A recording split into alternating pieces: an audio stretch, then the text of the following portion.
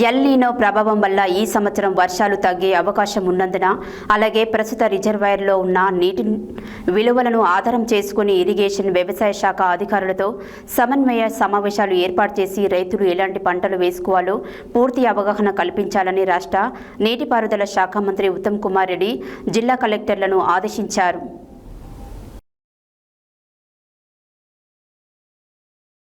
L నీనో ప్రభావం వల్ల ఈ సంవత్సరం వర్షాలు తగ్గే అవకాశం ఉన్నందున అలాగే ప్రస్తుత రిజర్వాయర్లలో ఉన్న నీటి నిల్వలను ఆధారం చేసుకుని ఇరిగేషన్ వ్యవసాయ శాఖ అధికారులతో సమన్వయ సమావేశాలు ఏర్పాటు చేసి రైతులు ఎలాంటి పంటలు వేసుకోవాలో పూర్తి అవగాహన కల్పించాలని రాష్ట్ర నీటిపారుదల శాఖ మంత్రి ఉత్తమ్ కుమార్ రెడ్డి జిల్లా కలెక్టర్లను ఆదేశించారు.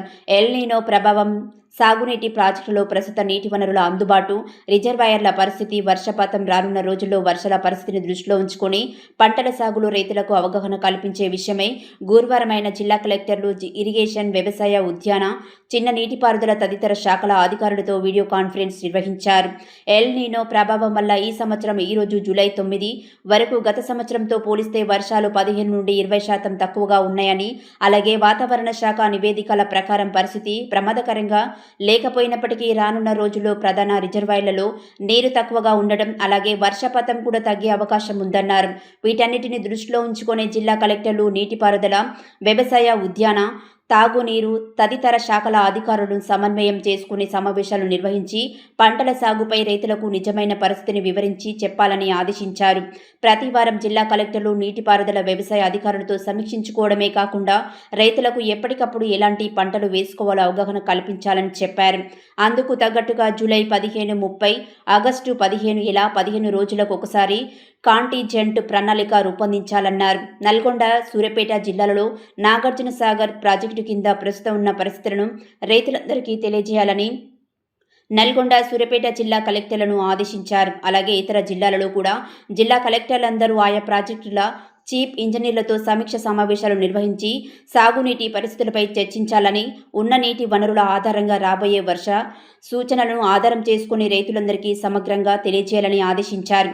రాష్ట్ర వ్యవసాయ శాఖ మంత్రి తుమ్మల నాగేశ్వరరావు మాట్లాడుతూ జిల్లా కలెక్టర్లు తక్షణమే ఆయా ప్రాజెక్టుల కింద ఐడీబీ సమావేశాలు ఏర్పాటు చేసి ఎలాంటి పంటలు వేసుకోవాలో రైతులకు తెలియజేయాలని, అదేవిధంగా అందుకు తగ్గట్టుగా విత్తనాలను పంపిణీ చేయాలని, జూలై 15 తర్వాత కాంటింజెంట్ ప్రణాళిక తయారు చేయాలని, ఆయా జిల్లాల ఆధారంగా ఏ రోజుకు ఆ రోజు పరిస్థితులను సమీక్షించి రైతులు ఇబ్బందులు పడకుండా చర్యలు తీసుకోవాలని చెప్పారు.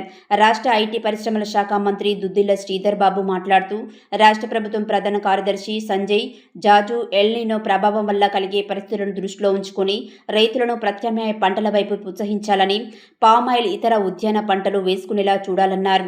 ప్రస్తుత పరిస్థితులను రైతులకు పూర్తి అవగాహన కల్పించాలన్నారు.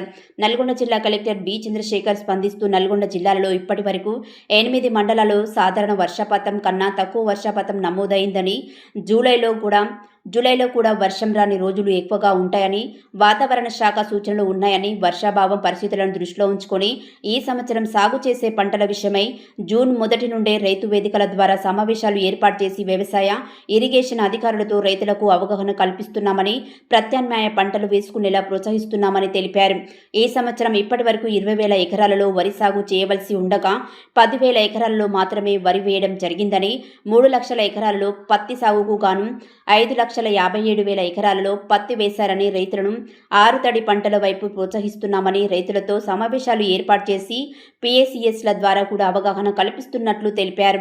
ప్రాజెక్టుల చీఫ్ ఇంజనీరింగ్ శ్రీనివాసరెడ్డి, జిల్లా వ్యవసాయ అధికారి వినోద్ కుమార్, ఉద్యానాధికారి శేఖర్, నల్గొండ ఆర్డీఓ వై అశోక్ రెడ్డి, ఆయా ప్రాజెక్టుల ఇంజనీర్లు, చిన్న నీటిపారుదల శాఖ ఇంజనీరింగ్ అధికారులు తదితరులు ఈ వీడియో కాన్ఫరెన్స్కు హాజరయ్యారు.